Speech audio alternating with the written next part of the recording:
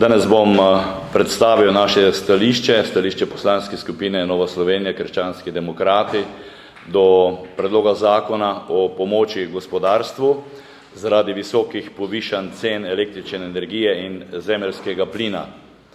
Kot veste, se nahajamo v izjemno negotovih časih, tudi prihodnost je izjemno kompleksna, vkolikor ne bo politika Evropske unije in seveda tudi posameznih držav članic aktivno pristopila k pomoči ljudem in gospodarstvu, se nam lahko zgodi, da bo Evropska unija, da bo Evropa zelo hitro padla na področju standarda in nasploh.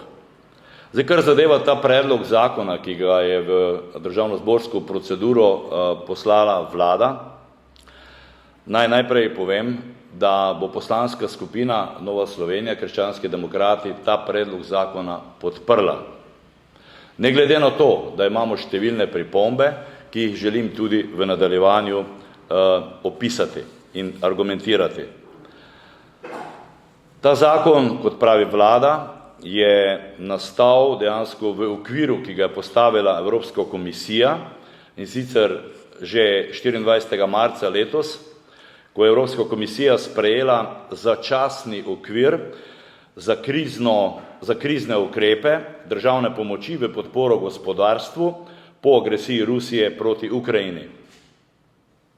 Že julija meseca je Evropska komisija ugotovila, da je ta okvir preozek in ga je zato 21.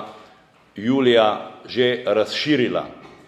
Kar pomeni, da mi v Novi Sloveniji smo pričakovali, da bo vlada pri omenjenem zakonu spoštovala spremembe začasnega okvira za krizne ukrepe državne pomoči v podporo gospodarstvu.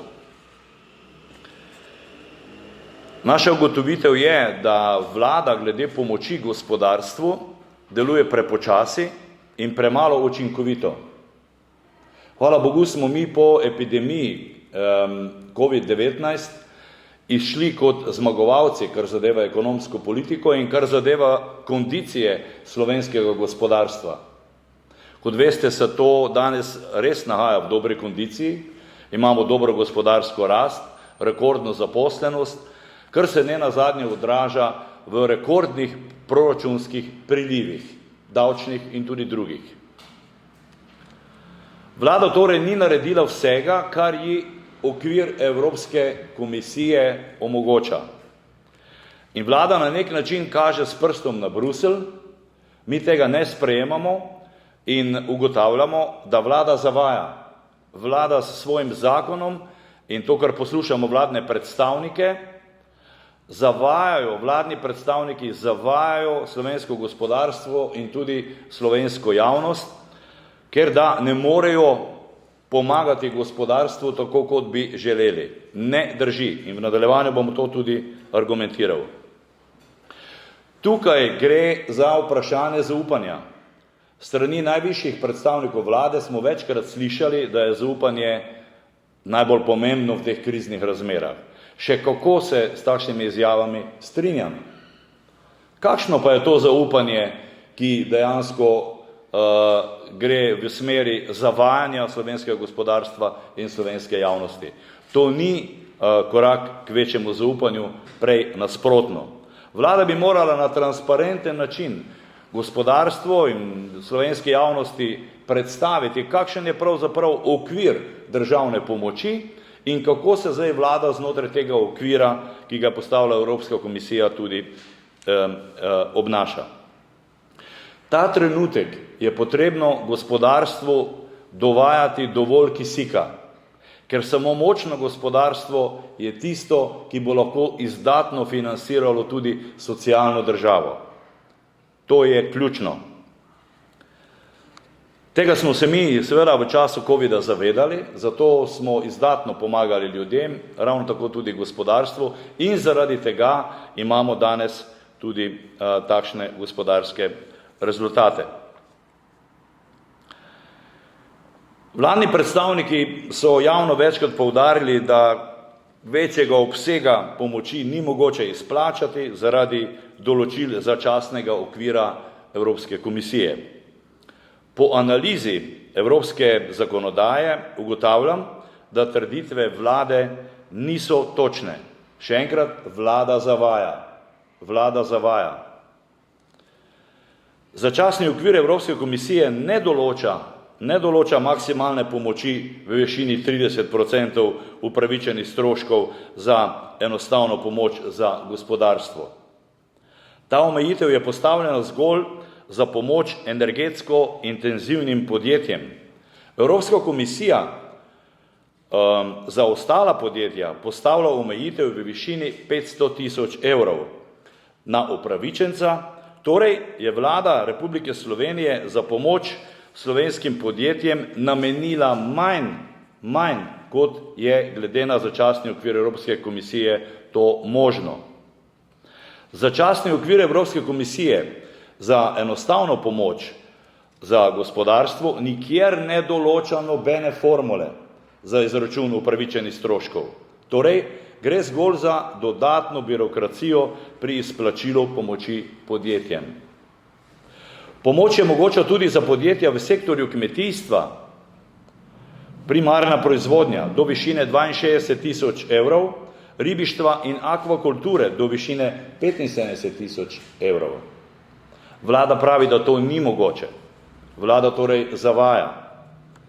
Zneske pomoči Evropska komisija v spremembi začasnega okvira julija letos celo povišala, ker ugotavlja, da je podjetjem treba izdatneje pomagati. Najvišje višine za gospodarstvo so bile prej določene v višini 400 tisoč evrov, zdaj, hvala Bogu, 500 tisoč evrov.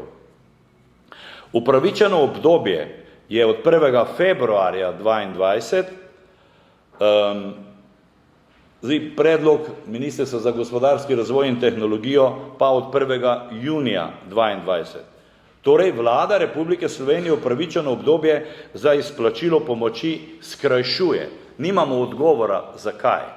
Očitno se vlada ne zaveda, kako pomembno je, da gospodarstvo v državi dobro funkcionira. 40 milijonov evrov za pomoč gospodarstvu pri spopadanju z visokimi cenami energentov je nezadostno, obseg pomoči je premajhen. Vlada Republike Slovenije bi morala gospodarstvu dati ustrezna zagotovila o višini pomoči tudi v letu 2023, da podjetja lahko planirajo svojo proizvodnjo. Mi smo zdaj v času, ko gospodarski subjekti pripravljajo poslovne načrte za naslednje leto. Kako naj jih pripravijo, če je toliko odprtih in nepojasnjenih neznank? Zdaj, kakšni so predlogi Nove Slovenije?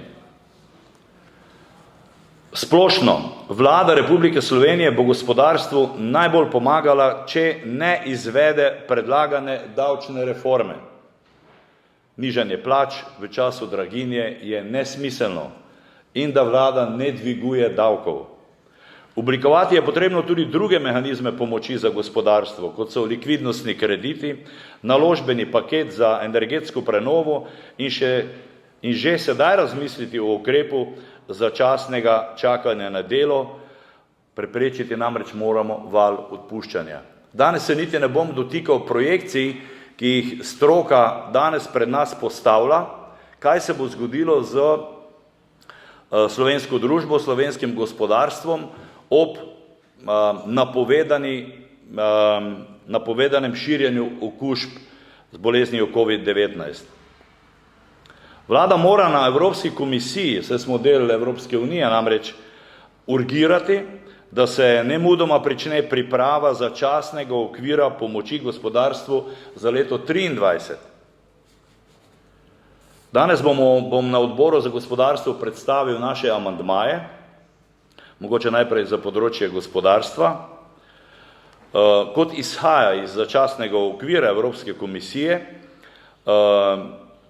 mi želimo, torej skladno s priporočilom komisije, obdobje za pomoč gospodarstvu razširiti, in sicer od 1. februarja do konca leta. Kot rečeno, vlada v svojem zakonom to obdobje oži, in sicer od 1. junija do konca leta. Prav tako želimo dvigniti delež upravičenih stroškov na 70%. Če boste šli gledati amandma, boste natančno vedeli, zakaj gre. Ne želim zdaj preveč časa zgubljati, lahko pa v nadaljevanju te zadeve še podrobneje razložim. Kar zadeva pa kmetijstvo, kot rečeno, vlada se je nekako zelo elegantno, zavajajoče izognila pomoči kmetijstvu in razlaga, da okvir pač tega ne dopušča. Ni res. In zaradi tega mi amandmiramo 3. člen, kjer se s predlagano spremembo 3. člena vključujemo tudi upravičence, ki se ukvarjajo s primarno kmetijsko proizvodnjo. Naj zaključim še s tem, polagam vladi v razmislek, da vendarle naj dobrih rešitev, ki so bile sprejete v prejšnjem mandatu, vlada ne razveljavi. Učinki dobrih rešitev so zelo jasni, o tem govorijo številke, o katerih sem že govoril, gospodarska rast, zaposlenost, rekordni prilivi v državni proračun, in res ne vem, zakaj bi dobre rešitve iz prejšnje vlade oziroma prejšnjega mandata šli razveljavljati. Upam, da bo tukaj prevladala zdrava pamet in da vlada ne bo šla z glavo skozi zid.